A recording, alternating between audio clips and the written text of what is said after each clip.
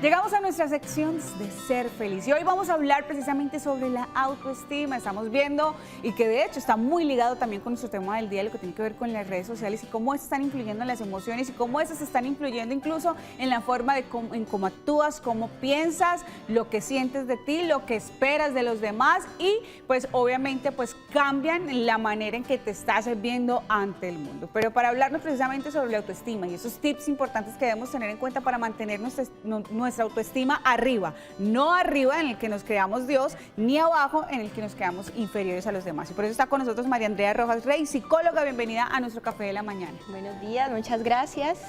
Bueno, María, hablemos de qué es como tal la autoestima.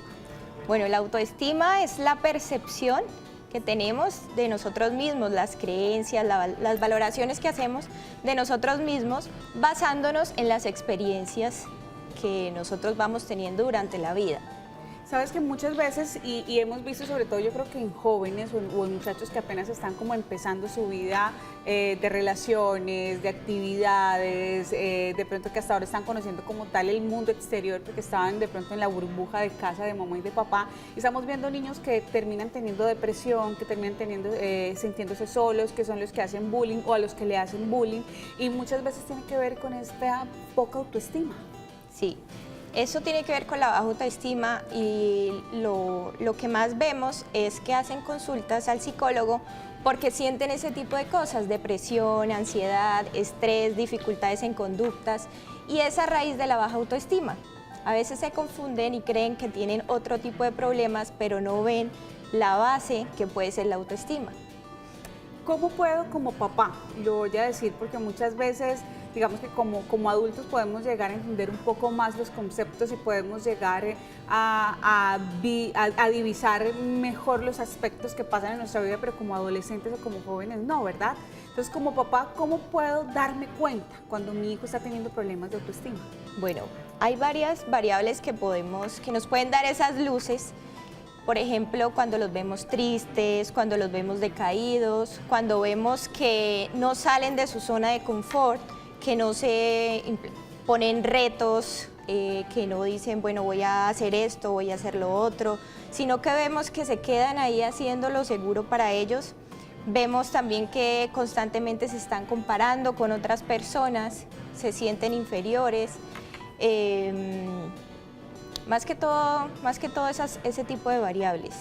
De pronto cuando somos muy negativos o que a mí todo me sale mal, yo la verdad es que como que no sirvo para esto, yo mejor, o de pronto jóvenes o personas que cambian, empezaron con ingeniería de petróleos y se salieron a los 2 meses para estudiar medicina, después a los 2 meses salieron para estudiar administración de empresas y después a los 2 meses salieron para estudiar ingeniería civil, y que todas son completamente diferentes, pero porque todavía ni siquiera se hallan, no saben ni siquiera qué piensan o qué van a hacer de su futuro. Sí, no se hallan, pero más que todo puede ser también, relacionándolo con la autoestima, que no se creen capaces, que no creen que van a poder lograr ese tipo de cosas porque no merecen nada bueno en la vida. ¿Qué hacer? ¿Cómo poder precisamente trabajar en pro de mi autoestima? ¿Cómo hacer para eliminar esos pensamientos negativos de mi cabeza, para eliminar esas acciones negativas que tengo en mi vida y empezar a creer que realmente soy importante, empezar a creer que realmente pues valgo la pena y que las cosas que pasan, que no todo lo malo me pasa a mí, que a todos nos pasan cosas malas y que todos en toda casa hay una gotera, pero que algunos las muestran, otros no? Sí, bueno, primero importante saber qué es lo que está pasando, por qué yo tengo baja autoestima, qué fue lo que pasó quizás en mi vida o qué ha pasado, algunas experiencias, evaluar esas experiencias para ver cuál ha sido esa raíz de por qué yo me siento tan mal, por qué me siento inferior. Entonces debemos analizar, por ejemplo, en nuestra infancia, a nuestros padres, porque nosotros nos dejamos influenciar mucho por las personas que nos rodean. Entonces, ¿qué fue eso que pasó? ¿Qué fue eso que me dijeron? ¿Qué hizo que yo hoy en día me sintiera insegura? Es importante identificar eso. Segundo, tratar de hacer, por ejemplo, actividades que me refresquen, actividades que me aporten, actividades que me distraigan, que me hagan sentir bien. Por ejemplo, yo siempre digo, el ejercicio es fundamental en este caso porque el ejercicio te aporta a ti tanto física como mentalmente. También puedes rodearte, buscar personas que aporten en tu vida y no te desgasten. Sí, hay personas, hay trabajos, hay actividades, hay hábitos que tú haces que te desgasten y cada vez te lleven a estar como más hundido. Debes buscar lo contrario, debes cambiar, debes analizar y cambiar ese tipo de cosas que al contrario te hagan surgir y te hagan sentir mejor. Vemos, por ejemplo, niños que de pequeños han sido obesos o que han tenido problemas con su peso y que pues realmente tienden a tener problemas con el bullying, ¿verdad? Porque les tratan de gorditos, que la tratan de eso y entonces terminan teniendo problemas con la ingesta de alimentos y empiezan a tener un desorden alimenticio precisamente por eso. Porque o tienen al papá o a la mamá que le dicen es que usted es una gorda, a las gordas nadie les quiere, o a los gordos nadie los quiere, o es que, tienen por un lado al papá que les dice a las gordas nadie quiere, y por el otro lado, mi amor, tú como eres linda, las gorditas también son lindas y las gorditas son cariñosas, o los gorditos son lindos. Entonces terminan generándole un caos en la cabecita a sus hijos, ¿verdad? Sí. Porque realmente tampoco le están enseñando a cuidarse, pero pues pueden criticar y pueden también alabar al mismo tiempo. Sí. ¿Qué hacer? ¿Cómo hago para que mi hija de pronto no crea bajo esos estigmas ni se crea tampoco en esos estereotipos que nos genera también el mundo actual?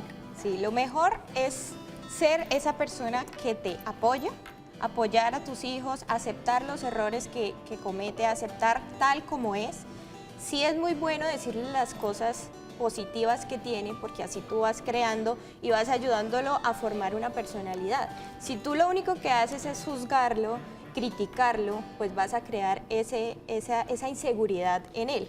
¿Sí? Por ejemplo, lo que estábamos hablando de la gordura. Entonces es que usted, o por ejemplo, bueno, yo voy a decir un ejemplo que me pasaba porque me siento muy identificada en este tema.